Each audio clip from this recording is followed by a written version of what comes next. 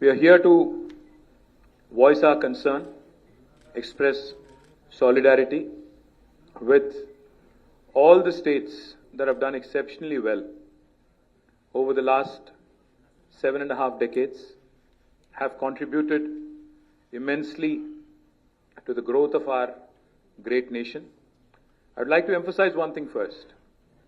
We are Indians first.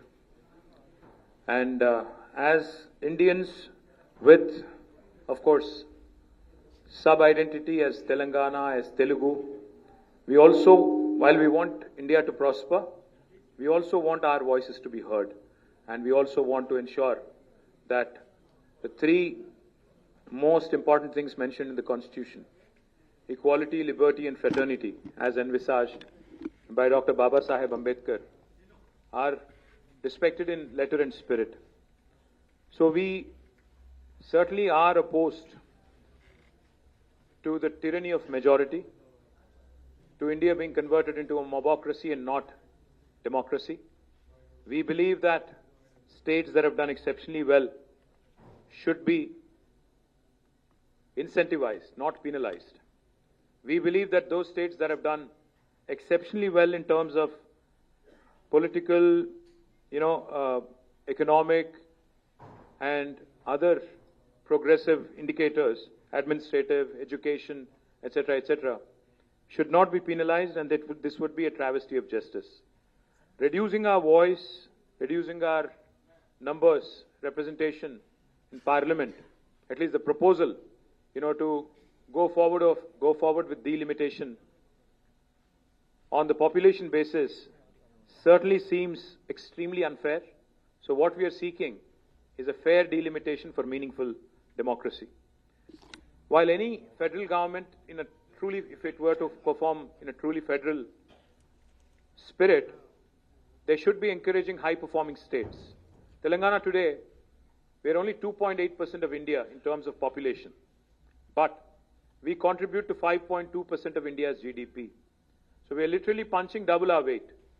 But if you are going to reduce our number from 17 to whatever is being proposed, in a pro rata basis or whatever other logical, pretext the government of India is going to come forward with, that certainly will be, as I said, a travesty of justice. Let me also remind the Union government that this is not an imbalance, but it is a fundamental inequity. Because political and fiscal centralization, is not going to help India emerge a superpower. If India truly has to break its shackles and become an economic superpower, a cultural superpower, a social superpower by 2047, 100 years after completion of independence, then I do believe that we have to remember one simple thing: stronger the states, stronger the country. Cooperative federalism should be the order of the day, not coercive federalism. Cooperative federalism will make India a superpower, not coercive federalism. The Union government should play the role of a big brother. The Union government should play the role of a big brother, not become the big boss, dictating and, making progressive states regret their progress. Let me also quickly say that if we do not speak now, some people are questioning why now, what is the rush, the process has not begun, etc. The fact is, unless you voice your concerns, unless you start championing the cause of the underdog, which in this case will be South India, I think we'll be doing a great disservice to our future generations. History will not forgive us if we don't speak up now. This is the time to speak, because discrimination against South Indian states is not new. Both national parties have done that in the past. I'm not going to elaborate on that. But now this seems to be adding insult to the injury. This proposed delimitation based on population seems to be adding insult to the injury. Let me just quickly quote a renowned jurist who said, "A true federation does not allow any region to dominate another, nor does it permit the dilution of democratic representation based on transient factors." If we don't approach this delimitation exercise cautiously, with caution, this could impact India's federal balance. I am an Indian. I love this country. And I truly cherish every minute of being an Indian. But I also do feel that a strong country, like I said, should also mean voice for the oppressed, voice for the marginalized, voice for everybody, irrespective of whether you're from Manipur or from Uttar Pradesh, irrespective of the size of the population in your respective state. India is not a collection of administrative units, but India is a pluralistic, ethno-linguistic union of states as enshrined in the Constitution. We are not against money being given to lagging states. We are not against money being given to laggards. We are against hegemony. We are not against money being given to laggards. Let me remind you, I do understand that fiscal contribution alone cannot, determine how we should be moving forward. India's democracy should be built, we believe, as Bharat Rashtra Samiti, on progress, on governance and economic contribution, and not just population. Population alone cannot be the criteria for delimitation. A fair system should reward progress and encourage development. In fact, I'd go one step forward.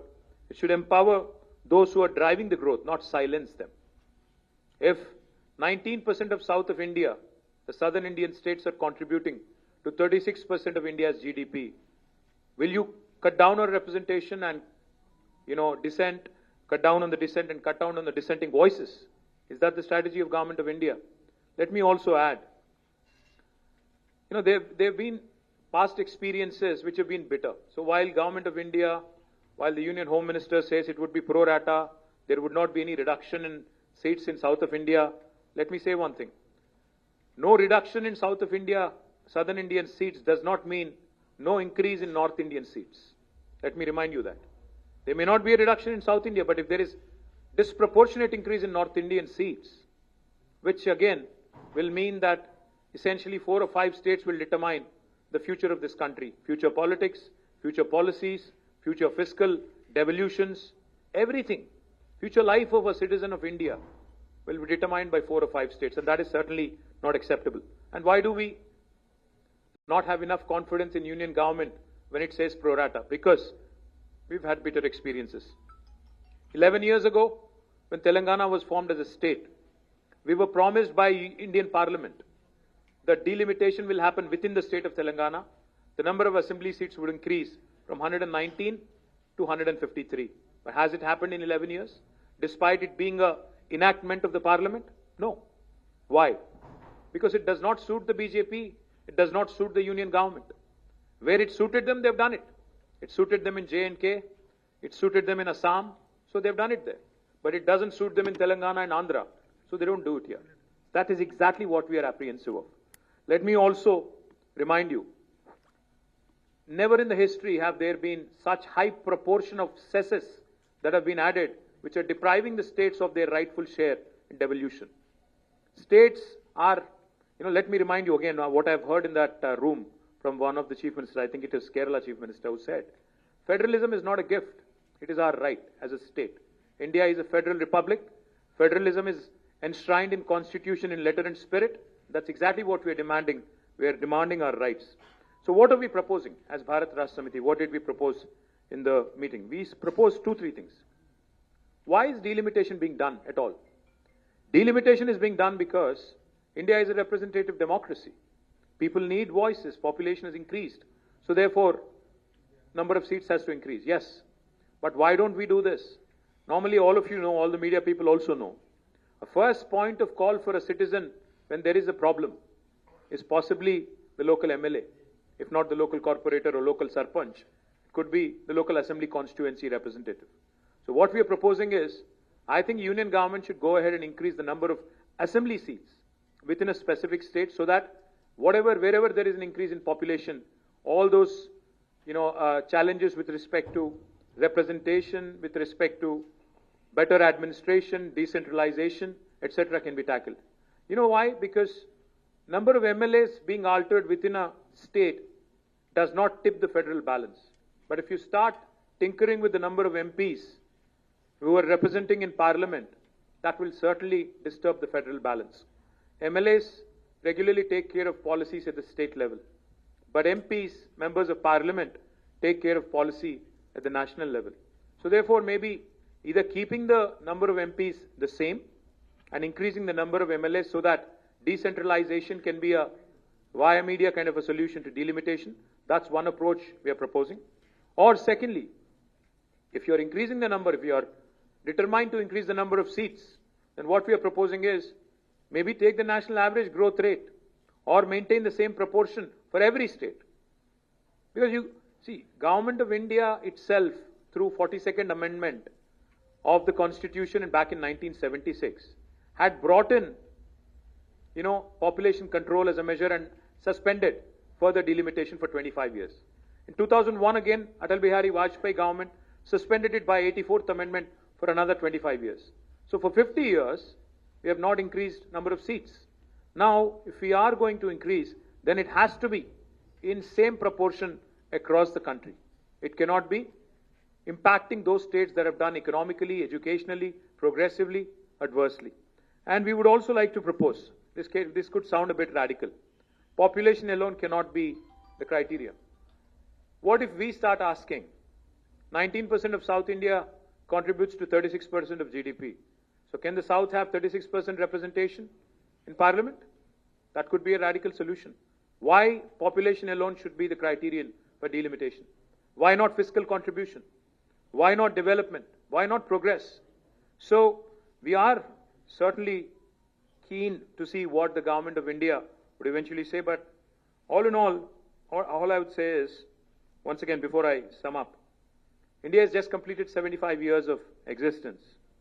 Our national leadership should ideally strive to heal old wounds, not create new ones, not unnecessarily create raptures and ruptures in this Indian polity, which is already very diverse, very heterogeneous. As a renowned scholar and statesman once said, the federal structure of India must ensure that no state, however small or large, feels neglected in governments. You could be Manipur, you could be Uttar Pradesh. You should not feel neglected, or you should not feel left out. That's exactly what we are demanding. And once again, I'd like to repeat, if India truly has to become a superpower by 2047, the order of the day is cooperative federalism, not coercive federalism. Jai Telangana, Jai Hind. Thank you. నేనేం చెప్పాను అంటే భారతదేశంలో 1976లో ఆనాటి అప్పటి ప్రభుత్వం 42వ రాజ్యాంగ అధికరణం ద్వారా సవరణ ద్వారా వారు ఆనాడు నంబర్ ఆఫ్ సీట్స్ మీద రెస్ట్రిక్షన్ పెట్టారు. ఇప్పుడు మళ్ళీ ఏ రాష్ట్రాలు అయితే జనాభా నియంత్రణ పాటించాయో, కుటుంబ నియంత్రణ పాటించాయో వాటిని పనిష్ చేసే విధంగా వ్యవహారం చేస్తామంటే ఇది సరికాదు, ఇది మంచిది కాదు, దేశానికి మంచిది కాదు. అందుకే ఇతర ఫ్యాక్టర్స్ కూడా తీసుకోండి. ఫర్ ఎగ్జాంపుల్ నేను అన్నట్టు జీడిపి కాంట్రిబ్యూషన్ తీసుకోండి. తెలంగాణ ఓన్లీ 2.8% పాపులేషన్ భారతదేశంలో, కానీ జీడిపి పరంగా చూస్తే మన కాంట్రిబ్యూషన్ 5.1, 5.2%. సో మరి ఆ లెక్కన తీసుకుంటే సౌత్ ఇండియా మొత్తం కలిపి 36% జీడిపి కాంట్రిబ్యూట్ చేస్తుంది భారతదేశంలో. సో ఆ లెక్కన ప్రపోర్షనేట్ గా చూస్తారా? కేవలం జనాభాను ఎట్లా తీసుకుంటారు? ఏ రాష్ట్రాలు అయితే కుటుంబ నియంత్రణ పాటించలేదో, భారతదేశ హితాన్ని అనుసరించి పనిచేయలేదో వాళ్ళకెట్లా వాయిస్ ఇస్తారని అడుగుతున్నాం. Thank you.